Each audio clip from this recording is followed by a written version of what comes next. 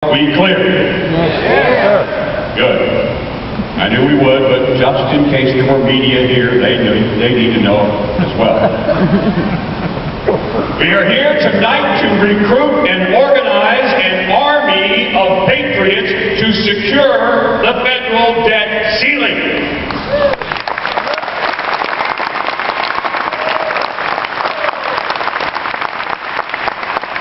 What do I mean by securing the debt ceiling? Why is it necessary?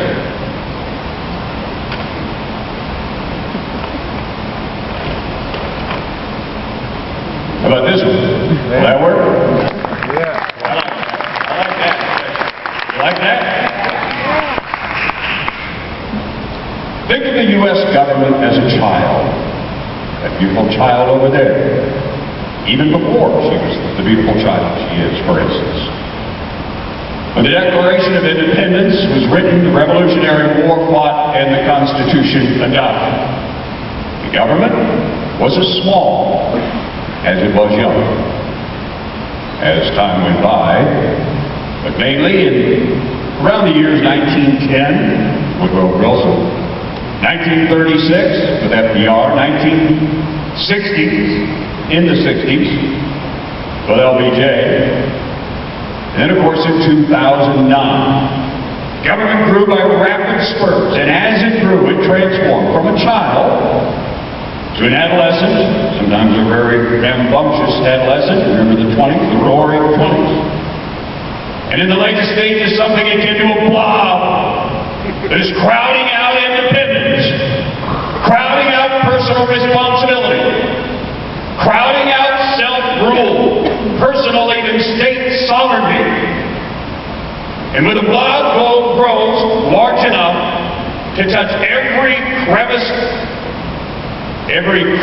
of the physical, economic, and spiritual universe, will also consume our freedom. The very thing that gives us the opportunity to meet here today, safely, peacefully, to set in motion a mission plan to fortify the one thing that stands today between us and the blob, and that is the debt ceiling. The blob is now just weeks away from breaking through the debt ceiling. It is our job to make sure that it does not. You and I are going to secure the debt ceiling. Are we not?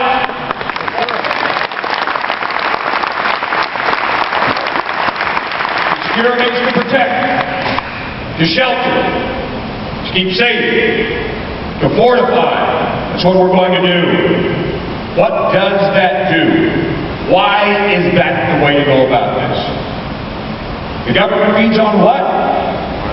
Money. The government feeds on money. How does it get that money? It taxes us, you and me. And when it still doesn't have enough, it borrows more. In the last 2 years, the government borrowed 40 cents out of every dollar that it spent. It cannot borrow more after some date. I heard March 14th tonight. When I was preparing this, the estimate was between April 5th and May 31st. Now we're all the way back to March 14th. And it cannot borrow more unless it raises the debt ceiling. Can it? If Congress cannot borrow more, it cannot spend more. It'll be forced to cut spending. It'll be forced to put the blob on a diet.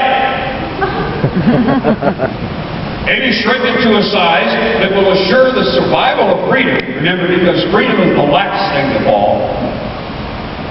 Maybe even leave a little bit of room for independence to blossom. Each of you, every single one of you in this room and listening to us on the radio and beyond, every single one of you has power. Every one of you. Every one of you has the power to influence the decision of at least one member of Congress, one member of the House of Representatives, and 2 U.S. Senators. Every single one of you has that power to influence at least 3 people who are going to be making this decision.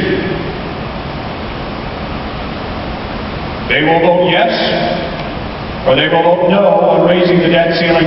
Collectively, you, all of us, have a lot more power. Everyone has power. Collectively, we have a lot of power. You are the only force. You are the only force that has the chance to overwhelm the steady drone of chatter coming from the government class that's trying to scare our members of Congress one more time, just like they did with TARP, just like they did with the stimulus, the financial regulation bill. Scare them with chicken little talk that the sky will fall if they vote no. The only thing that might fall is the debt ceiling. And the government class is more afraid of a falling debt ceiling than they are of the economic catastrophe that they are forecasting with their tails tucked between their bloated government legs. They are afraid because a falling debt ceiling means a smaller government, a government that nurtures independence instead of a dependency agenda, which in turn perpetuates the growth of government. You see how that circle works for them? Your orders,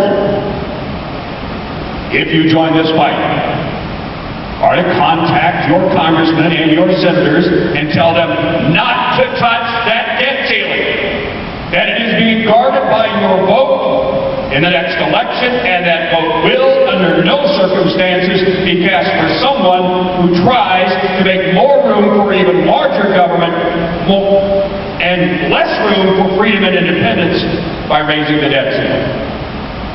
That is your message to your member of Congress.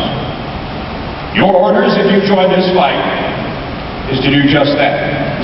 Volume matters to Congress. 100,000 phone calls carried more power than 10,000. 10,000 carried more power than 1,000. 1 million emails produce more heat than 100,000. Don't just phone and email your member of Congress. Ask your friends and family to do the same. Really, this time, ask them to do the same.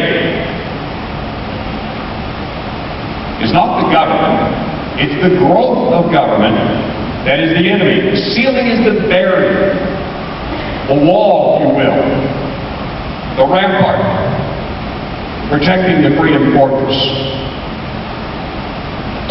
Indiana Governor Mitch Daniel accurately described the unrestrained growth of government as the new red menace.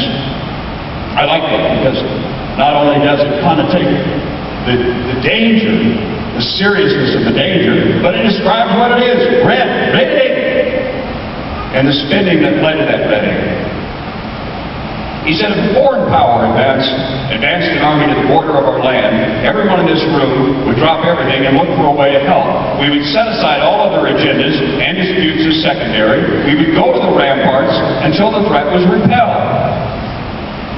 That is what those of us here and every possible ally we can persuade to join us are now called to do. It is our generational assignment. It is the mission of our era, unquote Mitch Daniels. Are you ready to take your position at the ramparts?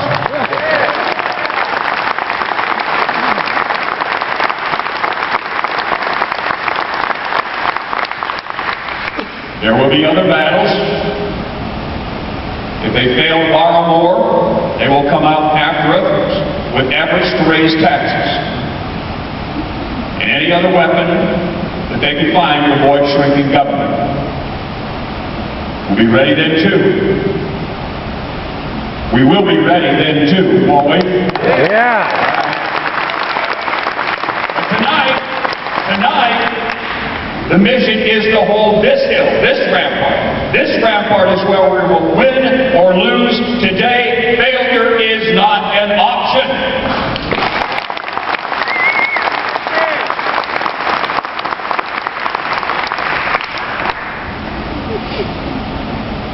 Tea Party leaders, it is your job to organize to educate, to use the reputation and the contacts that you've built, to refute the hysterical claims coming from the White House and others that failing to raise the debt ceiling is insanity and catastrophic. Flood your friends. Flood your friends, including your friends in the media, especially your friends in the media, with expert and common sense opinions to the contrary. Education is a very big part of this fight. Do not let the opposition get away with the old adage that their position represents the fighting of a settled debate. That old trick is not going to work if you do your job. When it comes time to take that important vote, we want members of Congress to be convinced that, one, the sky will not fall if they don't raise the debt ceiling, and two, they have more to fear, economically and politically, from a yes vote than a no vote on raising the debt ceiling. Now, this battle isn't going to be won in Nashville alone. You and I, the people in this audience, are but one battalion in a new war for independence. That is what we're fighting, ladies and gentlemen. You can't forget that. We are fighting a new war for independence, and we have to get back independence in order to preserve freedom. Yes, we have a lot of freedom. But if you don't think freedom will eventually fall, when this debt comes crashing down on us, you have, as my mother used to tell me, another thing coming. You, the people of the Tea Party, need to spread the word to other battalions all across this great land. Get them to do what we have done here tonight. Spread the message you heard tonight to patriots in all 50 states. Spread the seeds immediately so that the patriot grassroots will be prominent before the spring falls, before that fateful vote. The enemy is expected to come after the debt ceiling between now and the end of May, and as we heard tonight, it could be a lot sooner than that. We must be prepared to overwhelm them when they do. And remember, there is no guarantee that they'll wait until any given date. We must be prepared now, tonight, to defend this hill. Spread the word now. Don't let up until the vote is taken or the enemy has surrendered. Those are your orders. Ladies and gentlemen, do you accept them?